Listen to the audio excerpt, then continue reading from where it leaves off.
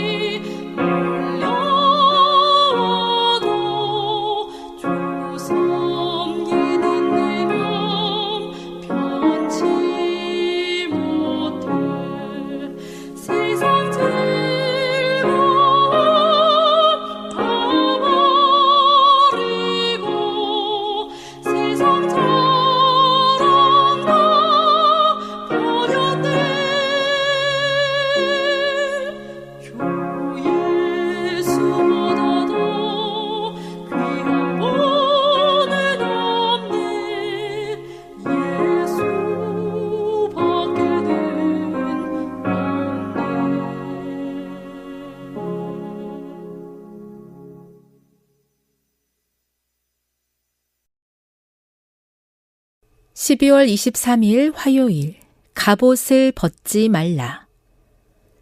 너희가 노년에 이르기까지 내가 그리하겠고 백발이 되기까지 내가 너희를 품을 것이라. 내가 지었은즉 내가 업을 것이요 내가 품고 구하여 내리라. 이사야 46장 4절. 나이든 일꾼을 하나님이 어떻게 사용하시는지를 요한의 생애에서 분명히 알 수 있다. 요한이 반모섬으로 유배되자 이제 그는 일선에서 물러나 언제 부러질지 모르는 늙고 상한 갈대가 되었다고 생각하는 사람이 많았다. 그러나 주님께서는 여전히 그를 쓸모있게 여기셨다. 과거에 활약하던 현장에서 추방되었어도 그는 끊임없이 진리를 증언했다. 심지어 반모에서도 그는 친구를 사귀고 회심자도 얻었다. 그는 부활하신 구주를 소개하며 기쁨의 메시지를 전했다. 일평생 하나님 사업에 관심을 쏟은 사람은 가장 따뜻한 존경을 받아 마땅하다. 그와 같은 나이든 일꾼은 폭풍과 시련 속에서도 충성을 다했다. 늙고 약해졌을지라도 그들은 여전히 하나님의 사업에 동참할 역량을 지니고 있다. 젊은이에게나 가능하고 필수적인 무거운 짐들은 이제 노쇠하여 질 수 없겠지만 그 무엇보다 값진 조언을 건네줄 수는 있다. 그들 역시 실수를 저질렀겠지만 실패를 겪으면서 잘못과 위험을 피하는 법 또한 터득했다. 그러니 현명한 조언을 줄 수 있지 않겠는가? 그들은 시험과 시련을 견뎠다. 그리고 기력은 조금 떨어지지만 하나님은 그들을 제쳐두지 않으시며 특별한 은혜와 지혜를 주신다. 하나님은 젊은 일꾼들이 이런 충성스러운 이들과 어울리며 지혜와 힘을 얻고 더욱 성숙해지기를 바라신다. 그리스도를 섬기며 일생을 바친 이들은 이 땅에서 맡은 사역을 마무리할 때가 다가올수록 하나님의 일에서 얻은 경험들을 회상하고 이야기해 주도록 성령께 이끌림 받을 것이다. 자기 백성을 향한 그분의 놀라운 손길, 시련에서 건져주신 위대한 선하심에 관한 기록을 새내기 신자들에게 들려주어야 한다. 사람들이 악의 조류에 휩쓸리지 않도록 하나님은 나이 많고 숙련된 일꾼들이 자기 역할을 다하기를 바라신다. 벗으라는 명령을 내리기 전까지 그들이 계속해서 갑옷을 입고 있기를 바라신다. 사도행적 572에서 574. 너희가 노년에 이르기까지 내가 그리하겠고 백발이 되기까지 내가 너희를 품을 것이라. 내가 지었은즉 내가 업을 것이요 내가 품고 구하여 내리라. 이사야 46장 4절. 세계 선교를 위한 기도 제목입니다. 아프리카의 전경수 길명자 선교사 부부의 기도 제목인 아프리카 지역의 복음화를 위해서 함께 기도해 주세요. 하나님께서는 젊은일 때만이 아니라 노년에 이르기까지 책임지십니다. 우리의 힘이 왕성할 때뿐 아니라 기력이 쇠하고 기억이 더뎌질 때에도 주님은 여전히 내가 너희를 업겠다고 말씀하십니다. 이 약속은 단순한 위로의 말이 아니라 사명을 향한 하나님의 신실한 선언입니다. 나이든 일꾼을 하나님께서 어떻게 사용하시는지는 사도 요한의 생애에서 분명히 드러납니다. 요한이 반모섬으로 유배되었을 때 많은 사람들은 이제 그가 일선에서 물러났다고 여겼습니다. 한때 교회를 돌보고 복음을 증언하며 수많은 성도를 격려하던 사도가 이제는 외딴 섬에 갇힌 언제 부러질지 모르는 늙고 상한 갈대처럼 보였을지도 모릅니다.